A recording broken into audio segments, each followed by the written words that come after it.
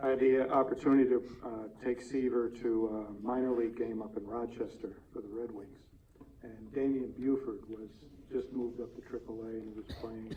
We were in the clubhouse for the Orioles at the time, their AAA team, and I introduced Seaver to Damian Buford, and his response was, and the kid is, he's petrified seeing Tom Seaver, and so Seaver says to him, he says, I hate you and I hate your father.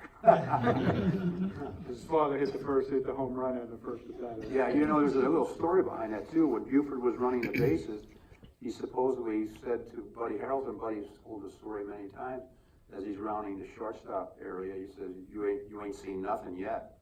And Buddy came into the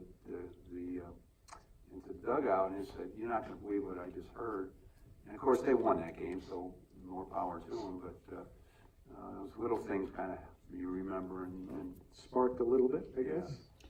Having played in a different era, but having played with Pete Rose, what's your view about Pete Rose, a Hall of Fame, Clemens, and all these guys that have a bit of a stain, shall we say, on their record? The question was about Pete Rose and Clemens. I do believe eventually you're going to see Clemens in the Hall. I think the writers who have kind of been adamant opposed to that are going to be phased out, and this new breed of writer is going to be coming in, a younger guy, and I think you're going to see him in and some other people.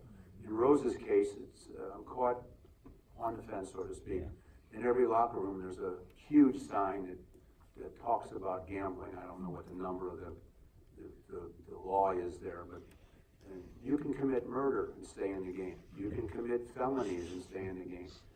But gambling is a no-no. And the sad part of it is that here's a guy that supposedly didn't do it as a player, ended up with more hits than anybody in the history of the game, and he's not in the Hall of Fame. And the real sad part of it for me is that for all the people that say he shouldn't be in, and there's many, it's 50-50 at least, for all the people that say he shouldn't be in, 99 and 9/10% of those say they wish everybody played the game like he did. Mm-hmm. I find that to be a sad situation. An irony. We will not see it in our lifetime that he will be in the Hall of Fame. And part of that is because he's created these obstacles for himself. And without going into all the details, I think it's a sad state because he did so much in the game, but it is what it is. Gambling is the one thing that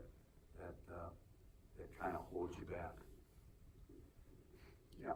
At that time, did you see Nolan Ryan have the potential to become what he did? Questions about Nolan Ryan, and I get this all the time. Nobody knows why the Mets traded him back in that against for Jim Fregosi. He was a terrific pitcher, even as a youngster. He didn't have the great control.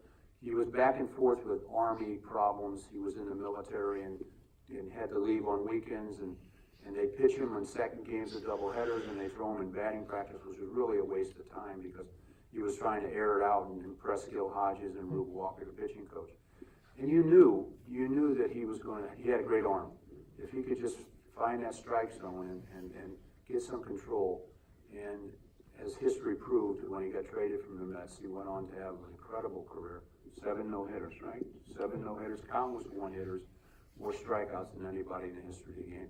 I do believe if the Mets had to do it again, I don't think they would trade him. but you can go to any team and see some bad trades that they made. It's not unusual for teams to look back and say, "Gosh, I wish I wouldn't have done that." But to his credit, he went on and had a great career, and I hope he comes back for the reunion. I don't know if he will or he won't, but he was certainly an important part of that team. Pitched great in Game 3 of the World Series, and pitched in the playoffs, if I'm not mistaken, too, I do think. And couldn't find room on that team with the great young arms that we had. But he turned out to be an incredible pitcher, and you knew that he was gonna be something special. Just had to find some strikes and be able to throw strikes, and he's turned out to be a great pitcher. On the day of Game 5 of the '69 World Series, how did you celebrate that night, and what did you do over the next few months? Were you in New York or elsewhere? Yeah, it's interesting. It's a great question. We all hung out. Myself, Kenny Boswell, a couple other guys. We all had family in.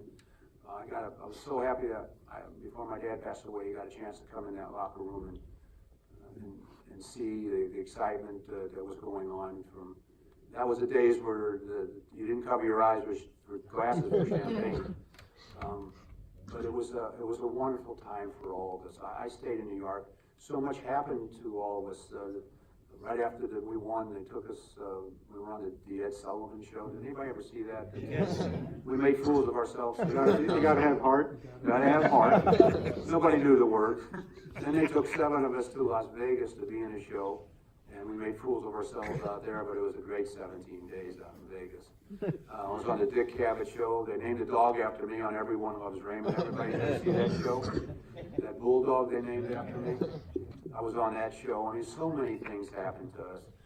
Eddie Craneville and I did Sesame Street when it first came on. We were in uniform. Really? I mean, we're still doing things like that. Well, I'm still reaping the benefits, and I don't mean benefits money-wise. I mean benefits of being part of that team where people just want to say hello to you and say thank you and tell you they were at the game. Over the years I've had, you can understand this, Andy, over the years I've had 150,000 people tell me they were at Game 5 when we won the World Series. Now you know, Shea Stadium held about 53,000, right? There's a number of people probably lying. Yeah, so either they were or they weren't, but I don't care. If they were there in spirit, it doesn't make any difference, because they were there, and it's just, that's fine, you know. It's just wonderful to be part of that team and share these moments with people like yourself, and I'm sure all of you, except maybe the youngsters who weren't born, but all of you have stories about that you remember about that year with something that happened. And I have to say, a lot of the things that happened were good things for us. There's no doubt about it. They were good things. And why didn't that black cat come over to our side of the dugout?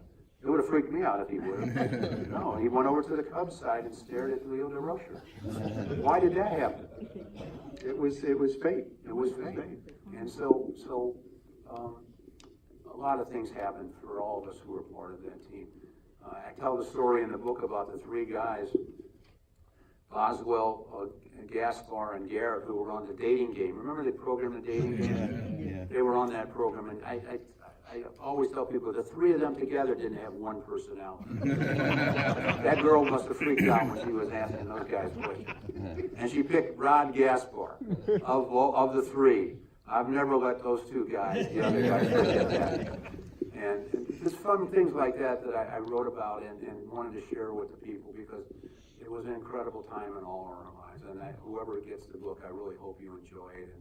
And you might even get a tear in your eye, because the first chapter is about the idea about going out to see Tom, and the last 2 chapters are about coming back and the time we had with him, and in the middle is about interviews with some of the other players. But what was really a sad part for me, and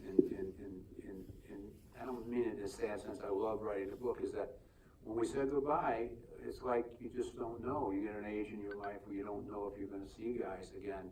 And it was such a close-knit team that it was a little bit kind of touchy, but hopefully when they have this reunion, everybody will be able to come back that can come back. So it's good. All right, one more question. Well, I was going to ask about your coaching career with the Israeli baseball. What was your experience? Yeah, I managed in Israel one summer, 2007. It was the worst baseball you ever won. But it was fun for me, and I really enjoyed it. It was a new experience for me to make out the lineup. We had kids from all over, and they were not necessarily kids. There was guys in their 30s all over the world. We had 2 or 3 Israelis and lots of Americans, Australians, Europeans, and some Dominicans who clearly were the best players, even though they were the 3rd or 4th tier Dominicans, but they could play. And the fields were not in good shape, but it was a wonderful experience for me. I told my team the first day, we played in an area way out from Jerusalem and Tel Aviv, and I said to them, you know what, this field, which looks like an old I don't know what it looked like. It was an old softball field with the weeds growing up and everything. And I said to him, you know, you never know who walked on this ground 2,000 years ago. And I said, the other thing, remember, you never know who's watching you, because if you have any aspirations to get to the next level, just understand it. One person might know another person who knows another person. And I think from that league, there was 3 or 4 guys that signed minor league contracts. But it was great, and from that year also, Israel decided to try their hand at the World Baseball Classic, and went to the 2 years ago went to the second level. So I think we were instrumental in getting their interest in. But it was a great experience for me to be over there and manage. It was interesting rules. 7-inning games. You had a home run hitting contest if there was a tie. You could just pitch hit anybody you want. And I was even thinking about taking a few at bats at one time. I chose not to make a fool of myself. So, but it was a great experience. But thanks for that question.